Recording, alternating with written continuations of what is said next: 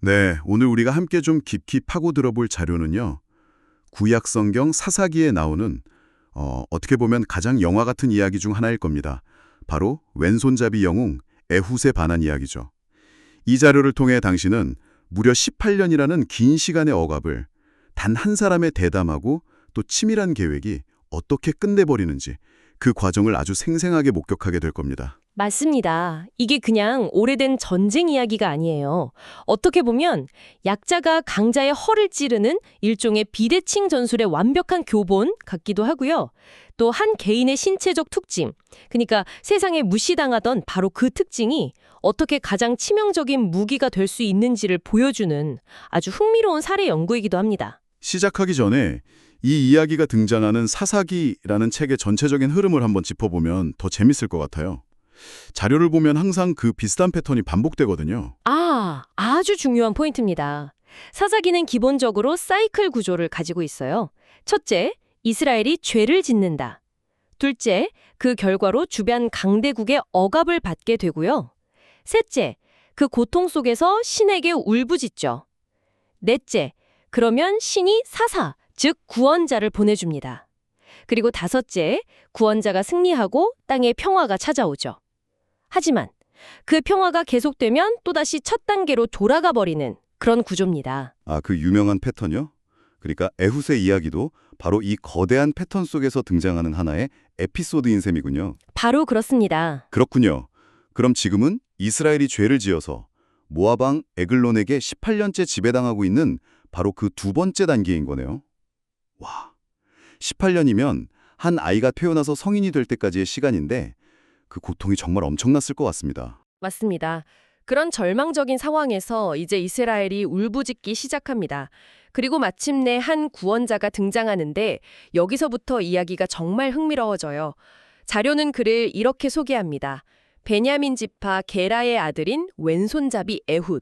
보통 영웅을 소개할 땐 용맹한 전사라거나 힘이 장사였다 같은 말을 먼저 할 텐데 가장 중요한 특징으로 왼손잡이를 딱 꼽았다는 게 정말 특이해요. 이게 왜 그렇게 결정돌이 정보가 되는 거죠? 그게 바로 이 이야기의 핵심을 꿰뚫는 복선입니다. 당시 대부분의 군인, 대부분의 사람들은 오른손잡이였어요. 칼은 당연히 왼쪽에 차고 오른손으로 뽑았죠. 그렇죠. 그래서 경비병이 무기를 수색한다면 본능적으로 상대의 왼쪽 허리부터 살폈을 겁니다. 왼손잡이는 비주류였고 어쩌면 전투에서 좀 불리하다고 여겨졌을 수도 있고요. 그런데 더 재미있는 건 그가 베냐민 지파라는 점 아닌가요? 제가 알기론 베냐민이 오른손의 아들이라는 뜻이잖아요. 정확합니다. 정말 기가 막힌 아이러니죠. 오른손의 아들이라는 이름을 가진 지파에서 나온 구원자가 바로 왼손잡이라는 겁니다. 이건 이 이야기의 저자가 처음부터 너희가 생각하는 방식, 너희의 고정관념을 내가 완전히 뒤집어 보여주겠다라고 선언하는 것과 같아요. 와, 강점과 약점, 주류와 비주류의 경계를 그냥 허물어버리겠다는 거네요. 네, 바로 그거죠. 정말 흥미롭네요. 그럼 이 왼손잡이라는 특성을 에훗은 어떻게 자신만의 무기로 만드나요? 그는 길이가 한자, 그러니까 약 45cm 정도 되는 양날 단검을 만듭니다. 그리고 그걸 어디에 숨기냐면 바로 오른쪽 허벅지 옷 속에 숨기죠. 아하, 오른손잡이는 절대 쓸 수 없는 위치네요. 왼손잡이니까 오른쪽 허벅지에 찬 칼을 아주 자연스럽고 빠르게 뽑을 수 있었겠군요. 수색을 하더라도 누구도 오른쪽 허벅지를 유심히 보진 않았을 테고요. 바로 그겁니다. 적의 예측과 시스템의 허점을 완벽하게 파고든 거죠. 그는 이스라엘 백성을 대표해서 모압 왕 에글론에게 조공을 바치는 사절단으로 위장해서 왕에게 접근합니다. 이때 자료는 에글론 왕에 대해서도 아주 의미심장한 묘사를 덧붙여요. 바로 매우 비둔한 자, 즉 살이 엄청나게 찐 사람이었다는 거죠. 그냥 뚱뚱했다는 사실을 굳이 기록한 이유가 있겠죠. 물론입니다. 이건 단순한 외모 묘사가 아니에요. 당시 문학에서 지도자의 비만은 종종 탐욕, 나태, 부패, 그리고 그 정권의 무능함과 사치를 상징했거든요. 백성들은 굶주리는데 왕은 자기 배만 불리고 있다는 걸 시각적으로 보여주는 장치인 셈이죠. 그리고 이 비만이라는 디테일이 잠시 후에 아주 끔찍하고 결정적인 역할을 하게 됩니다. 좋습니다. 오른손의 아들 지파에서 온 왼손잡이 영웅, 오른쪽 허벅지에 숨긴 칼, 그리고 탐욕스러운 비만왕, 모든 무대 장치가 준비된대요. 이제 에훗은 어떻게 왕의 심장부로 파고드나요? 그는 일단 조공을 무사히 바친 뒤에 함께 온 사람들을 먼저 돌려보냅니다. 혼자서 움직여야 하니까요. 그리고는 길갈 근처 돌 우상들이 있는 곳에서 다시 왕에게로 되돌아가죠. 혼자서 다시 돌아간다니 정말 대담하네요. 경비병들이 의심할 수도 있었을 텐데요. 하지만 그는 아주 그럴듯한 명분을 내세웁니다. 왕에게 다가가 이렇게 말하죠. 왕이여, 내가 은밀한 일을 왕에게 아뢰려 하나이다. 은밀한 일? 이게 왕의 호기심과 의심을 동시에 자극하는 아주 절묘한 표현이에요. 어쩌면 다른 나라에 대한 비밀 정보일 수도 있고, 내부 고발일 수도 있으니까요. 입장에서는 무시할 수 없는 말이군요. 그렇죠. 결국 왕은 조용히 하라고 말하면서 주변의 모든 신하를 물러나게 합니다. 에훗과 왕, 단 둘만 서늘한 다락방에 남게 된 거죠. 완벽한 기회가 만들어진 겁니다. 완전히 고립된 공간이네요. 그런데 왕도 바보는 아니었을 텐데 어떻게 경계심을 완전히 풀게 만들었을까요? 에훗이 여기서 결정적인 한마디를 더 던집니다. 내가 하나님의 명령을 받들어 왕에게 아뢰을 일이 있나이다. 고대 사회에서 왕에게 신의 메시지를 전달한다는 건 굉장히 중요한 일이었어요.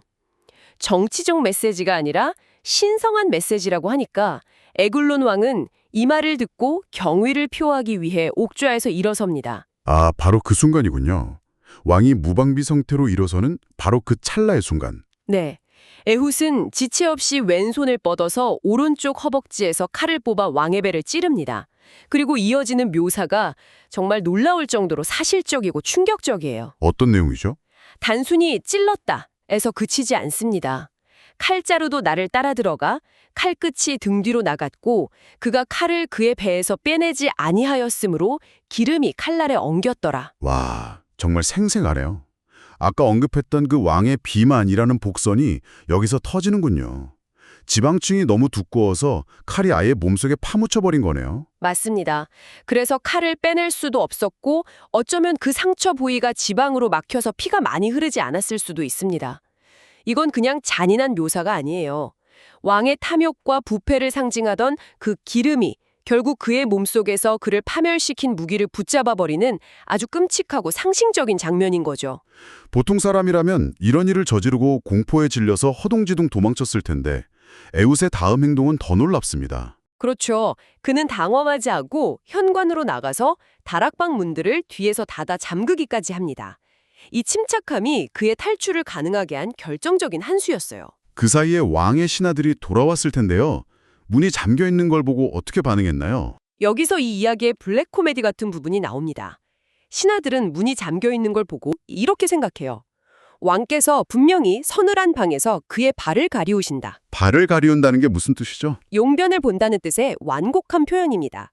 아마 안에서 냄새가 났을 수도 있었고 또 왕의 사생활을 존중해야 한다는 생각에 감히 문을 열 엄두를 내지 못했던 거죠. 하하, 정말 기가 막힌 오해네요.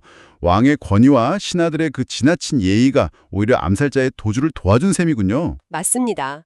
자료를 보면 신하들은 오래 기다려도 왕이 나오지 않자 마침내 이상하다는 생각에 열쇠로 문을 엽니다. 그들이 마주한 건 이미 바닥에 쓰러져 싸늘하게 죽어있는 왕의 시신이었죠.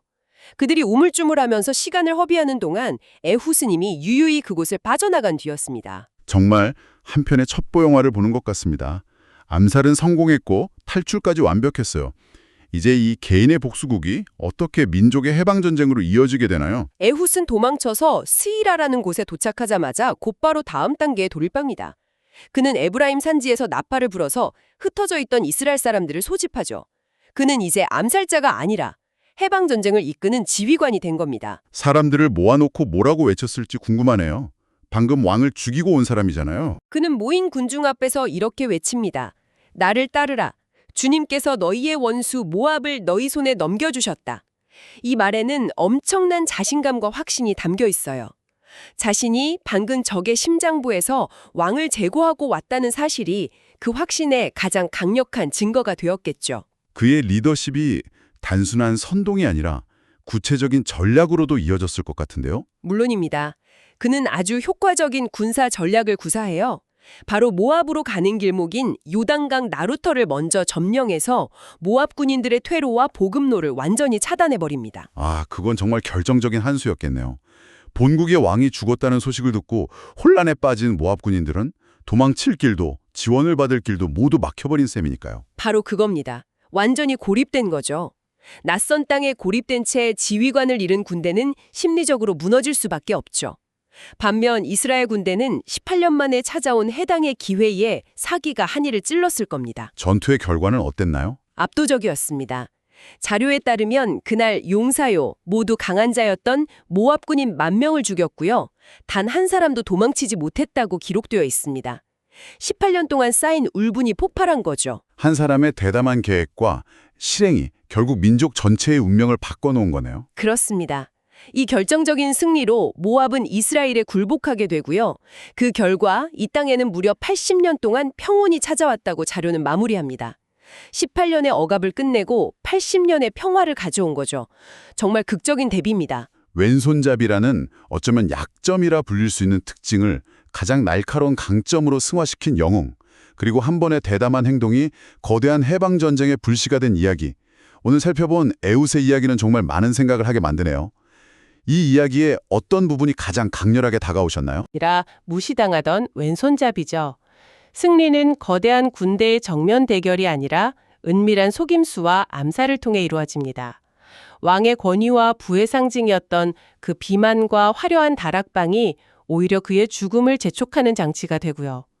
이처럼 세상이 당연하게 여기는 모든 권위와 힘의 상징을 조롱하고 뒤집어 엎는 데서 오는 그 통쾌함이 이 이야기의 핵심 매력이라고 생각합니다. 네, 정말 그렇군요. 힘의 논리가 지배하는 세상에서 가장 예상치 못한 방식으로 승리하는 모습을 통해 당시 억압받던 사람들에게 큰 희망과 위로를 주었을 것 같습니다.